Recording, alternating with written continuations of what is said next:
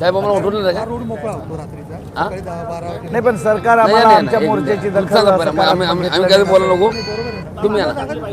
नाही आम्हाला आमची भूमिका आता हे आमचे नेतृत्व आहेत बाबा. टेंट पण आहेत तिथे, सगळी व्यवस्था आहे. टेंट तर नाही ना सर, तिथं आवाज सव्वा पैसे मागायला लागले ते टेंटवाला. व्यवस्था करू नका. अच्छा न साहेबांचं होऊ देत काय तुम्ही थांबा बरं कसं नाही म्हणत इथे थांबा बोलू नका मान्य खायला. मागण्यात मान्य झालं. हे झाल्यानंतर पण थांबा जरा. आम्हाला पाठवतो तुम्ही. टेंट नाही, टेंटला पैसे मागतोय तो आवाजच्या सव्वा. तुम्हाला जागा देत होते ना काय काय नाही, सकाळपासून एकाच ठिकाणी मी बसून आहे.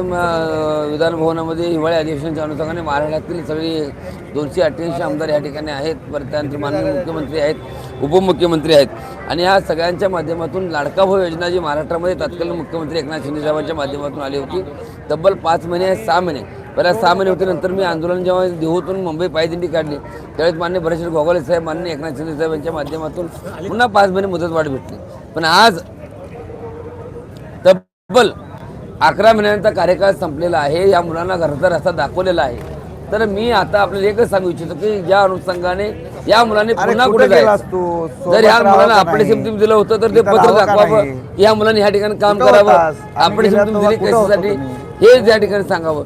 सरकारी इकडे या मुलांना रोजगार देतो म्हणतंय.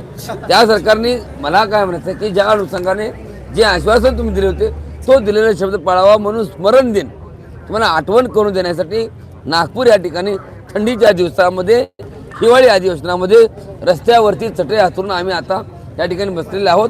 जोरपत्र आमची एकनाथ शिंदे साहेबांची भेट होत नाही तोरपत्र इथून उठणार नाही. ह्या कडक भूमिकेमध्ये मी स्वतः या ठिकाणी आहे. मागणी पूर्ण झाल्यावर काय करायला आपण? मागणी पूर्ण झाल्यानंतर दुधाभिषेक करणार, यांचं रोज सकाळ संध्याकाळ 2 टाइम गळ्यामध्ये फोटो लावणार, आरती करणार यांच्या नावाची. चलता देव नाही पुजते पत्थरों से काम, जितनी आत्मा पूजे उतनी शालिग्राम असं शास्त्र सांगतं. राष्ट्रीय संत गाडगेबाबांचा मी शिष्य आहे. गाडगेबाबां संप्रदाय माझा आहे. माणसातला देव बघा, भारतरत्न डॉक्टर बाबासाहेब आंबेडकर, फुले शाहू आंबेडकरचा विचार तुमच्या आमच्या मनामध्ये ठेवून माणसातला देव बघा. अनेक महाराज मंदिरं देवळं बांधतील, पण हा तुकाराम महाराज माणसातला मंदिर बांधण्याचं काम करतोय, माणसातला देव बघण्याचं काम करतोय. या मुलांचं नेतृत्व गेले मी 1 वर्ष झालं करतोय. सगळा सो खर्चाने आतापर्यंत आंदोलन करत आलो आणि आत्ता देखील ह्याच पद्धतीनं आंदोलन या ठिकाणी करण्यासाठी आलोय. अनेक मंदिरं देवळं महाराज भरपूर बघितले असतील, वर्गणी गोळा करून भरपूर करत असतील, पण मला तसं न करता मला हे मंदिर घडवायचं आहे. आणि ह्या तरुण मुलांची युवा पिढी अनेक मंडळी अनेक वेगवेगळ्या माध्यमातून व्यसनाधीन होतात, पण आज तुकाराम महाराजांच्या नादाला लागून व्यसनाधीन न होता एक आध्यात्मिक ओढ यांच्या मनामध्ये निर्माण झालेले आहे. त्यांना कुठेतरी दगा जाऊ नये म्हणून 1,34,000 विद्यार्थ्यांचं नेतृत्व करत असताना मी स्वतः या ठिकाणी महाराज आहे, 4 मठ आहेत, 200 माणसं कामाला आहेत, सगळं सोडून ह्या मुलांच्यासाठी मी रस्त्यावर उतरलोय. ज्या मंत्री महोदय आतमध्ये बसलेले आहेत, सगळे मंत्री महोदय, आमदार, खासदार हे सगळे मंडळी निवडणूक टायमाला यांच्या सगळ्यांच्या पाया पडले जातात, पण आज त्यांना भेटायला वेळ इथं उपलब्ध होत नाही.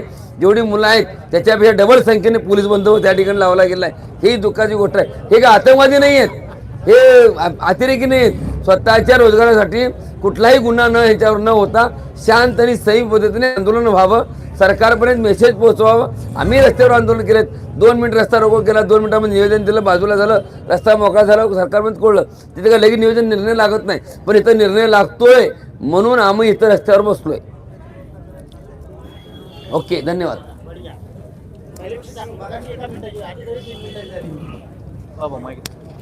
राहू दे मला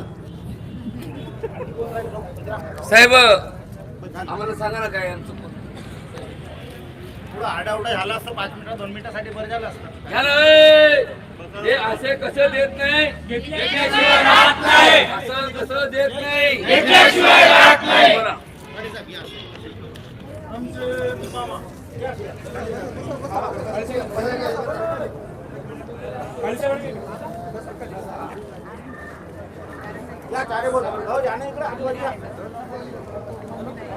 हे ठेवा बरं का, वाटोळ करू नका.